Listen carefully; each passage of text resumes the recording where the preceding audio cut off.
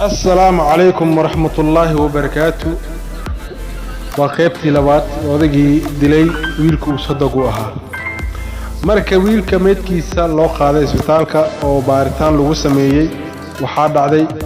in baaritaanka uu ka soo baxay wiilkan in la sumeeyay uu sumaysan yahay waliba sun fara badan la siiyay ayaa ka soo baxday runtii CID-da baaritaan fara badan bay sameeyeen guriga oo dhan ay baaritaan ku sameeyeen waxa la soo qaaday kaamira CCTV ama kaamirada qarsoon ee guriga ku xirneed ayaa la soo qaaday runtii odaygu wuxuu ahaa nin aad iyo aad u maskax badan markuu sharaabku ku soo daraayay sunta muusan joogin meel kaamirada ay ka qabanayso wuxuu kaamirada ugu soo daray sunta ugu soo daray meesha farxalka ee suuliga ayuu weelasheen koobkii sharaabku inuu ku soo dhaqay iska dhigay meeshuu la galay sunta koobkii ugu talgalay uu ku soo daray iyadoo sunta ku jirta ayuu kaamirada la hor yimi saddexda koob ee sharaab kaamirada hortooda ayuu ku shubay laakiin kaamirada way qaban weysay sunta oo sunta waxay waxa shay cadaan ah koobkan uu cad yahay kaamiradu ay ka dhex garan weysay sharaabku ku shubayna wuxuu ahaa sharaab midib leh ama huruuda ama casaana marka uu soo qaaday uu la yimi kaamirada horteeda koobkii meesha ugu shubay uu soo qaaday wuxuu limi wiilku uu rabay inuu siiyo uuna siiyay laakiin ninka sirdoonka ahaa ama ciidanka sirdoonka ah waxa ku jiray nin fantastic ah oo maskax badan oo aad iyo aad u maskax badan runtii wiilkii baaritaanku ku socday horta waa wiilkii la dilay uu dhintay meedkiisuna uu yaalaa marka waxa dhacday wuxuu laba qol la kala geliyay aabaha iyo gabadhiisa ee laba qol la kala geliyay gabadha ayaa la wareystay waxa la aabahaaga iyo odaygaaga ma isku dhacsanaayeen wax barbaray ma ka dhex jiray wax dhibaato ma ka dhex jirin gabadhu waxay dhahday aabahaygu waa nin fiican weligeena cilada kuma arkin asigii odaygayna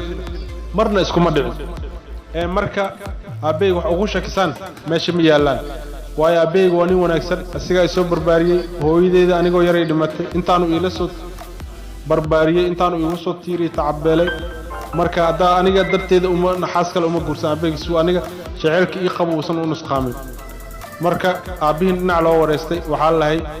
arintan guriga idin leemaaday yaa idin la joogay saddexdiina cidaan ahaan guriga ma joogtay shaqaale ma idin joogay marka wuxuu dhahay wax shaqaale noolama joogin wiilkayga aan sadaq u ahaa waan ka naxay suntaan meelay kaga timaado ma garanayo wuu is ooyeen kan nin wuxuu ahaa maskax badan oo fantastic ah marka waxa dhacday arintii baaritaankiisa uu soo daba noqonay odayga ayaa marka waxa afkiisa ka soo fakaday ama ka soo baxsaday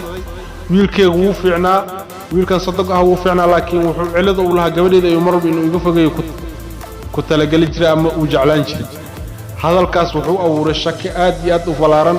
ayuu dadka CID-da ku abuuray laakiin lama dareensin odayga lamana dhihin maxay tahay ka fogaanshaha iyo kala fogeynta uu wiilkaagu ku qasbay marka odaygii waxa la orday guriga iska aada si gabadha la soo raaciyay CID-da iyaga isku noqdeen baaritaan fara badan ayaa la sameeyay falanqeyn fara badan ayaa la sameeyay askarta CID-da waxa uu soo baxday odaygan inuu raad weyn ku leeyahay wiilkan sunta uu cabay ee uu soo baxday mar labaad ayaa aabaha loo yeeray aabihii ayaa loo yeeray waxa la dhahay arintan raad fara badan ay kugu yeelatay kaamirada CCTV-dana waxa laga helaa lahay adiga oo suuliga koobka la galay yaa laga helaa suuliga maxad kala doontay koobka la marka wuxuu dhahay marka koobka xogaa way wasqaysnaayeen meeshana farxalkii suuliga ayaa tubadiisa kan kushiinku weynoo go'naa kan suuliga ayaa tubadiisa aan ku soo dhaqay marka hadda farsamayaqaanka ayaan u wacay ee tubada noo hagaajinayo u dhahay marka intuu soo socdo waan sugi waayay farxalka suuliga ayaan ku soo dhaqay arintii waxay una muuqatay mid macquul ah meesha farsamadii tubooyinka ayaa la wacay waxa la maalinta saacadaas ninka meeday soo wacay haaya lay shaqaale ayaan dirnay shaqaalihii aan u dirnay wuxuu soo sheegay in tubada cilad aysan qabin arintii marka waxay isku soo xirtay odaygii waxay noqotay inuu been sheegayo waxa ku cadaatay inuu arintaas asii ka dambeeyay oo si ku talgal ah suuliga uu galay oo meesha sunta uga soo daray adeeg inta arinta waxa la oday arintaadu ay fishilan tahay waa inaad dambiga afkaaga ka qirtaa hadii kale iqaab oo adiga dambiga aad ku qirtay ku marsiinay runtii adigu wuxuu ahaa oday daa marka wuxuu cabsaday lafiisa iqaab far badan uma adkeysan karin marka wuxuu arintaas aniga ayaa sameeyay ninkaas gabadheeda oo intaas oo sanad soo korinayo rabo inuu iga wato anigana ciil iyo caro aan u qaada iyo ninkaas u sameeyay suntan waxaan ku soo shubay dhahay suuliga markaan farxalka suuliga ku soo dhaqayay ayaan sunta ku soo daray kaamiradan isii qaban ayaan u galay meesha sidaas darteed ayaan u sameeyay marka adiga waxa la markaad sameeynaysid go'aanka aad qaadatay maxaa sababay de wuxuu iidiido dhahay gabadheeda inuu gurigeyga igu dhaqo saan gabadheeda aniga oo wada joogno oo mar walba aniga aan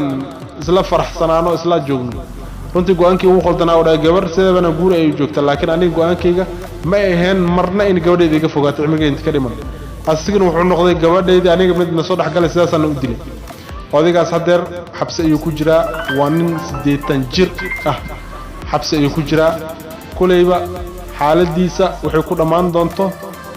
taas ma garan karna laakiin muhiimaddu waxay tahay in dambigiisa afkiisa uu ka qirtay xabsi dheer xabsi daa'im in lagu xukumo oo ilaahay hadeerna xabsiga ku jiro oo weli uu nool yahay marka adiga qisadan iyo dhacdadan maxay kula tahay maxay kula muuqataa sad isleedahay adigan ma khaldana wiilka ma khaldana gabadha ma khaldaneed maxaa sabab ah adigan in caradan san weyn uu qaado oo wiilka sadaqa ay u dilo assalaamu calaykum waraxmatullaahi wabarakaatuh